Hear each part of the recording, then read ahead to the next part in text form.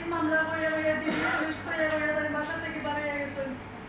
বাসা থেকে বাড়িয়ে যাওয়ার আগে একটা মহিলা আইসে আইয়া তাদের মেয়ের জামাই হয়েছে। দিনও তাই আমার লগে খাবার দাবার খাইছেন, লাঞ্চ করছেন, করিয়া বাড়িয়ে গেছেন। বাসা তাই আমার কইছেন ডিবিতে একটা বড় রকমের মামলা হয়ে গেছে, তাই আমার তোর সিনিয়র আসলে তাই মারামারি করছেন। সন্ধ্যার পর থাকি আমার normal number Facebook, WhatsApp, Messenger, Viber সবটা ব্লক করছে। তাই ব্লক করিয়া তাই বাসার বাড়া গেছেন গিয়া তাই বাঁকনো তার একটা মামলা চলে। কথা করি তাই দিনও একবার আইন আমার ফোনটা খুলোই, সন্ধ্যা হইয়া হলেও আমার ফোন সবটা বন্ধ করে দেয়। প্রায় কথা করি প্রায় 1 মাস গেছে। আমার লোকে বললাম তাই বাড়া গেছিল, কিন্তু তাই যখন বাসা তাই একবার তার গেটা টোটার দিকে কোনো লাগান বুঝার ক্ষমতা নাই যে তাই ওয়ারেন্টের আসামে তার মামলা চলে কিচ্ছু। তখন এক পর্যায়ে আমার পয়েন্টে আমি ফোন করে কইছি যে ডিবি অফিসে গিয়া দেখতাম আমার হাজব্যান্ডের কি তার মামলা।